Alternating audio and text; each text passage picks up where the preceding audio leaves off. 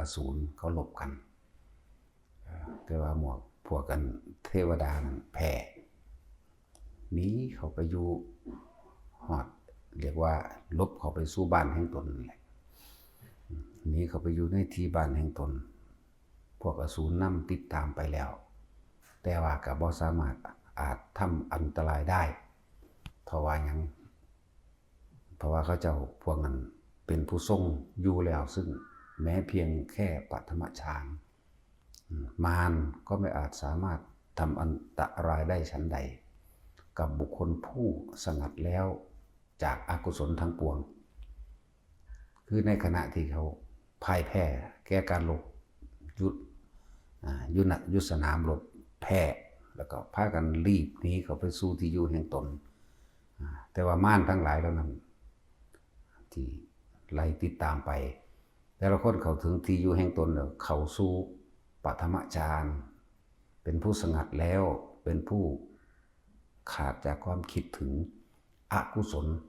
คำว่าอกุศลที่ตอนนั้นคือเขากำลังฆ่ากันอยู่นั่นแหละเขาพยายามสิเอาชนะเขาพยายามที่สิแก้แค้นหรือสิทำลายซึ่งกันและกันนั่นแหละแต่ว่าพอถึงที่อยู่ปุ๊บเขาก็รีบเข้าสู่ปฐมฌานเปรียบเทียบคือพวกเขาอยู่เดี๋ยวนี้พวกเขาอยู่นี่เนี่ยแม้นสิเกิดยังขึ้นกับช่างวิตกกังวลเรื่องนั้นเรื่องนี้รีบกลับเข้ามาสู่ลมหายใจอยู่เพียงแค่ลมหายใจ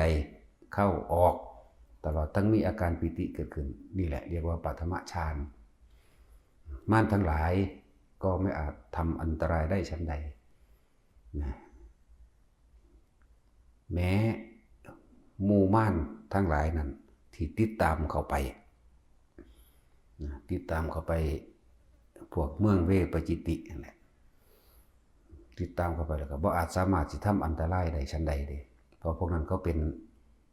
กายทิพย์อาศัยหลักจิตอย่างเดียวหลดนะกายทิพย์เป็นอธิสมานกาย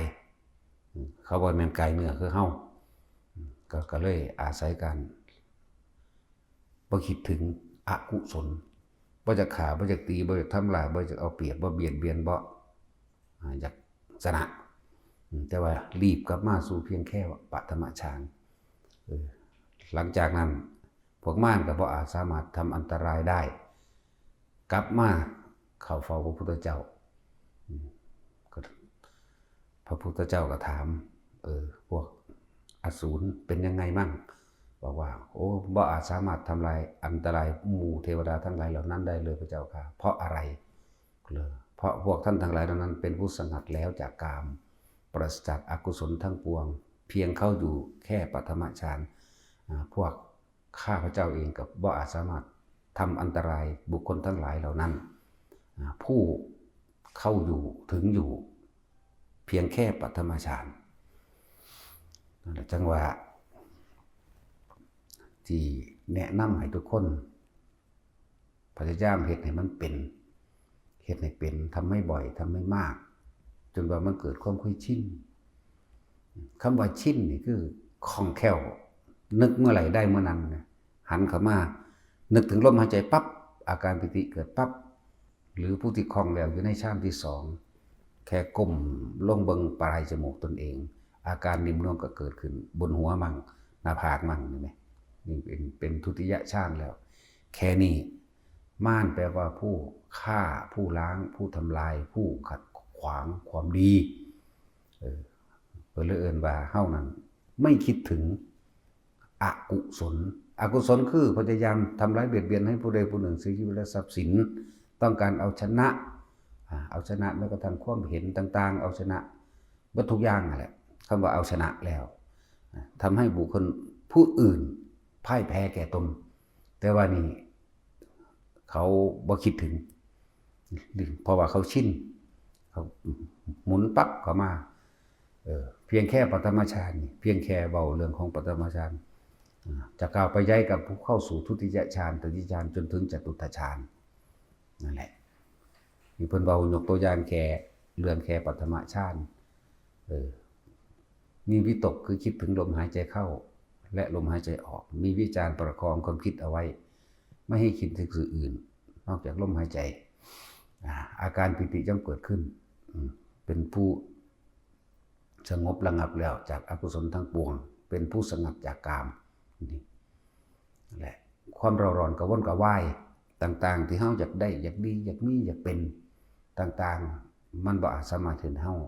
กังวลได้เลยว่าบ่มีนิวรณ์บ่มีความกังวล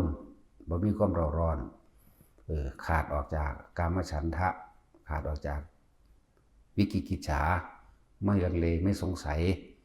ในเรื่องใดๆทั้งสิ้นขาดออกจากอุทธัจจะไม่เสื่องซึมไม่เหงาไม่หงอยไม่ท้อมันเป็นอุเบกขาเห็นป่ะดังสั้นแหละขาดออกจากปฏิฆะออกบ่มีความอาฆาตแค้นต้องบอกว่าทุกคนฝึกหัดในตัวเองคล่องเป็นธรรมดาที่บางคนในการทำมาหากินมันก็ต้องมีอารมณ์กันมั่งมีความคิดอยากได้มากมีโลภเกิดขึ้นอยู่มีโกรธเกิดขึ้นอยู่เพียงแต่ว่านั่นแหละเป็นช่องว่างของม่านกิเลสม่านเขามาทำลายเฮาก็คือความอยากของเฮาเองขันธม่านก็คือร่างกายของเฮาเองนะเนี่ยความเจ็บเนี่ยความปวดเนี่ยความป่วยหรือใส่มันไปในทางที่ผิดในทางทำลายเบียดเบียนอภิสังขารม่านคือความคิดทั้งหลายที่เป็นความคิดที่บ่ดีให้เฮาคิดดีนั่นแหละคิดเข้ามาสู่ลมหายใจนี่เองนั่นจังว่าให้พวกเฮาคล่องเทวบุตรม่าน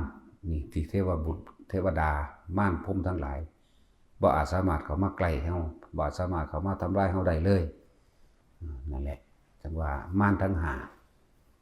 ที่เพิ่นเขียนตัวย่อหรือหัวใจม่านเอาไว้กิขะมะพิธินี่ทิก็มาจากทิวบุตรม่านนั่นแหละ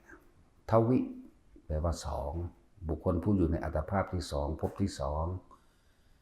แต่เฮาสิแปลตามนั้นมันก็ดีหรือว่านี่มันกระจัดม่านทั้งหาได้แล้วเป็นผู้สงัดแล้วจากกามเป็นผู้ละอกุศลวิตกบ่มีเพียงเข้าอยู่เนี่ยเป็นผู้สงบสงัดจากกามบ่มีความอาฆาตบ่มีความสงสัยบ่มีความอยากทำลายจิตมันเป็นความสงบมันสงบนิ่งพวกเฮามีร่างกายอยู่ก็เอาอาการปิตินั่นแหละมาเป็นเครื่องยืนยันว่าตัวเองทรงฌานปิติอันเกิดแผ่ออกมาจากทางกายเฮาเองที่เฮาฝึกโดยวิธีของเฮาคือว่าทำให้เกิดเป็นสมาธิคือจิตตั้งมั่นคำว่าตั้งมั่นเอาตรงไหนมาเป็นที่สังเกตก็เลยเอาตรงความรู้สึกนิ่มๆหน่วงๆตรงกลางหน้าผากกลางคิ้วกลางหน้าผากกลางหัวทำกลางระหว่างอกเนี่ยมันก็เคลื่อนไปเคลื่อนมาเป็นธรรมดาสำหรับผู้เฮ็ดไปแล้วพอสงสัยสิเข้าใจแต่ว่าให้พวกเฮาเฮ็ดอยู่แค่นี้แหละมันนั่งสิคอยสะสมสั่งสมความตั้งมั่นสั่งสมความตั้งมั่นคือคำว่าจิตกับผู้รู้กับจิตตั้งมั่นอยู่ตรงไหนตั้งมั่นอยู่ในเรือนแห่งกายเฮาเองแหละโดยมันเป็นจุดของมันตั้งมั่นอยู่ในเรือนแห่งกายตั้งมั่นตรงกลางหน้าผากตั้งมั่นตรงหัวนิ่มนวลนั่นแหละนิ่มๆนวลๆนึบๆเย็นๆก็ว่าไปโล่งๆโปร่งๆอยู่ก็ว่าไปนั่นแหละมาจิตตั้งมั่นเมื่อตั้งมั่นแล้วมันมีกำลังของมันเป็นกำลังแห่งความตั้งมั่นเป็นกำลังแห่งความบ่คิดมากเป็นคนที่นักแน่นในคำว่าจิตว่างจิตเป็นกลางนักแน่นนั่นแหละแม้นสิกระทบที่แรกก็กระทบกันเล็กๆน้อยๆมันก็ละออกไปได้กระทบกันแรงมากขึ้นถ้าคนมันมีจิตตั้งมั่นแล้วมันสิบ่หวั่นไหวเมื่อมันบ่หวั่นไหวแล้วมันก็เห็นว่าเรื่องเล่าต่างๆที่เกิดขึ้นมันก็แค่ว่าผ่านไปแค่นั้นเองเฮาบ่ควรสิดึงเขามาเพื่อสิแก้แค้นล้างแค้นเพื่อสิเอาชนะใดๆทั้งปวงนะนั่นคือว่าจิตตั้งมั่นมันก็เลยบ่หวั่นไหวมันบ่หวั่นไหวก็คือบ่เป็นคนคิดมากบ่น้อยใจบ่หลายๆอย่างในความสิไปทำลายกันนั่นเองเพิ่นจึงว่าโลกธรรม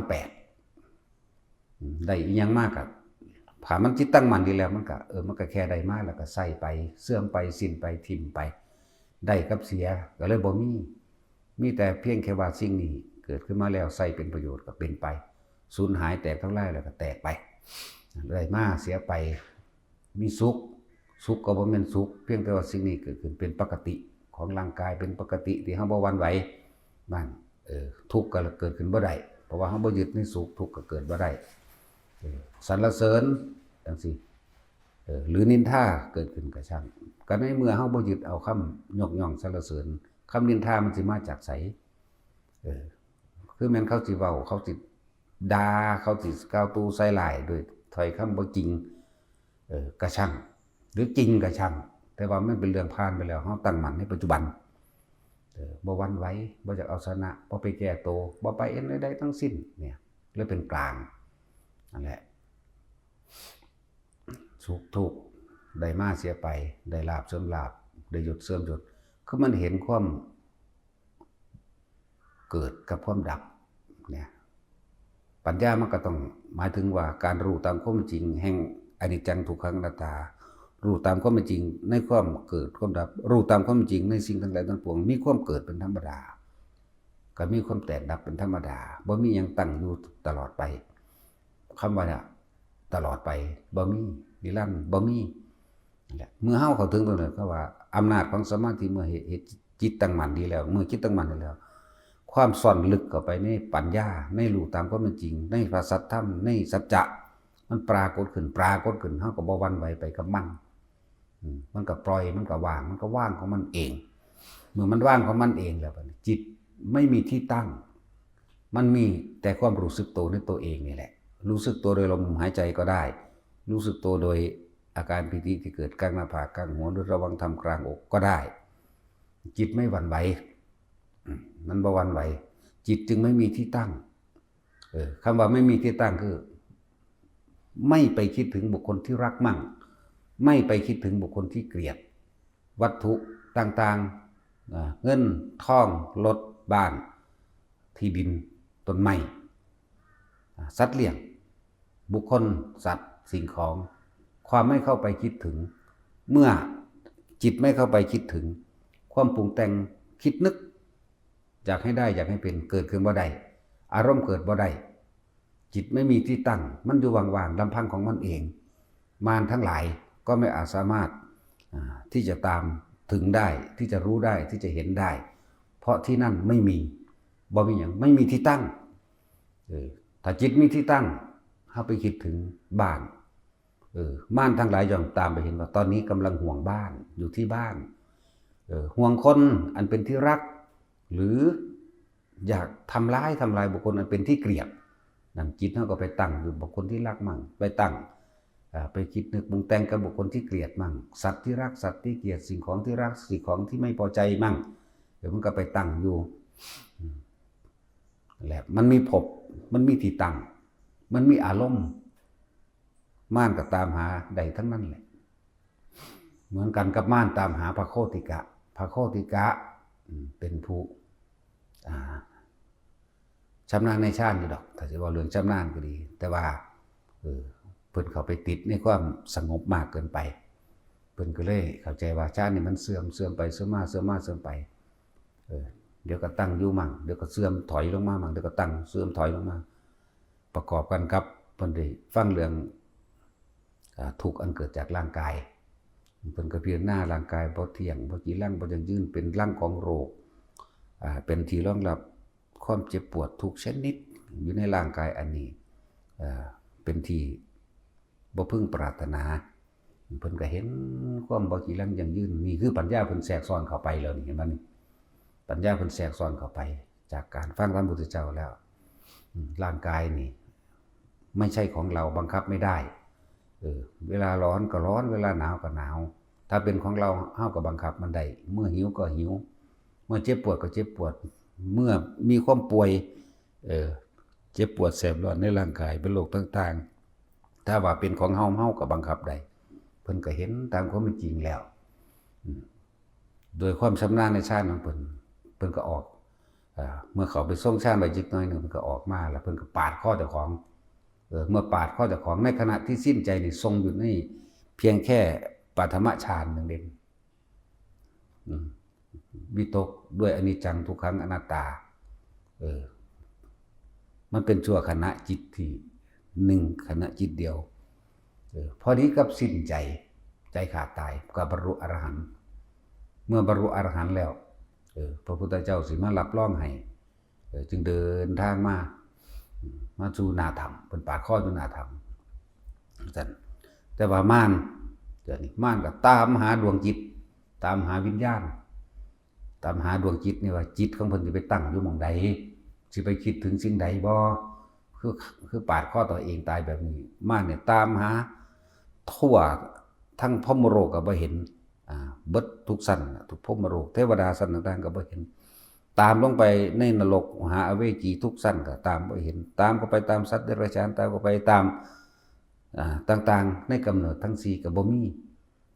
มารก็กลับมาหาพระพุทธเจ้าบอกว่าโคติกะนี่บ่ฮู้ว่าอยู่ไสบ่รู้ว่าไปไหนนั่นเห็นบ่ล่ะคำว่าจิตไม่มีที่ตั้งเพิ่นบ่คิดถึงสิ่งใดสิ่งหนึ่งสุขและทุกข์พอใจหรือบ่พอใจเกิดขึ้นบ่ได้จิตไม่มีที่ตั้งมันว่างพุทธเจ้าจึงบอกว่ามารเธอนี่บ่อาจสามารถตามหาเจอดอกเพราะโคติกะนี่เป็นผู้ไม่มีเข้าใจบ่ล่ะคำว่าไม่มีบ่มีอีหยังที่เพิ่นไปคิดถึงใดเลยบ่มีความคิดถึงตรงใดตรงหนึ่งจิตไม่มีที่ตั้งแล้วเป็นผู้ว่างปราศจากความคิดนึกเป็นผู้ว่างปราศจากสัตว์และบุคคลแล้วเข้าสู่พระนิพพานไปแล้วมารเธอจะทำหายังไงก็ไม่เจอเพราะมารนั้นบ่อาจสามารถเข้าไปสู่คำว่าดับสนิทจากความคิดบ่เข้าไปถึงคำว่านิพพานใดมันจะไปหาพอได้จังไดนั่นแหละจักว่าพวกเฮานั่นน่ะเฮ็ดไปเถอะเพียงแค่ปฐมฌานมันก็สั่งสมความแข็งแกร่งความเป็นกำลังฌานสั่งสมเข้าไปแล้วตั้งมั่นดีแล้วเกิดเป็นสมาธินั่นแหละคำว่าเฮาจังว่า เฮามีความพอใจในการที่ทรงฌานเจริญฌานถ้าสิเว้าอีกอย่างนึงก็ว่าฉันทะมีความพอใจมีความยินดีที่ทรงฌานเจริญฌานอันนี้วิริยะประกอบไปด้วยความเพียรแห่งตนเองวิปัสสนาหมายถึงการรู้แจ้งเห็นจริงตามความเป็นจริงว่าสิ่งใดสิ่งหนึ่งเกิดขึ้นเป็นธรรมดาสิ่งมันก็แตกดับเป็นธรรมดาเฮากับใครความพิจารณาแล้วพิจารณาเราอยู่นี่นัตถิฉันทัสสะหานิการฟังธรรมนัตถิธรรมเทศนายะหานิรู้ตามความเป็นจริงโดยธรรมโดยเพิ่นแสดงให้ฟังนัตถิวิปัสสนายะหานิหมายถึงรู้ตามความเป็นจริงแล้วเฮ็ดจังใดเฮาสิมีความคิดตั้งมั่นนัตถิสมาธิทัสสะหานิเกิดสมาธิจิตตั้งมั่นนัตถิเมื่อมันตั้งมั่นแล้วมันเข้าใจหลายอย่างดีแล้ววิมุตติยาหานิก็เป็นอันพ้นเข้าสู่ความเป็นวิมุตติบ่ยึดมั่นถือมั่นในสิ่งทั้งหลายทั้งปวงนั่นแหละจังว่าเฮ็ดไปเถอะเพียงแค่ปฐมฌานมันก็พัฒนาไปสู่ที่2ที่3ของมันเองแม้นที่4 5 6 7 8ก็ช่างมันหรือผู้มีวาสนาก็ไปอีกจนถึงสัญญาเวทยิตะนิโรธสมาบัติก็ว่าไปแต่ว่าเฮาเอาแค่หนึ่งนี่ก็พอละบ่ต้องไปโดดเข้าสู่จุดสูงสุดมันก็ได้เมื่อมันถึงแล้วมันเป็นแล้วมันก็รู้จักในตนเองดอกนั่นแหละพอ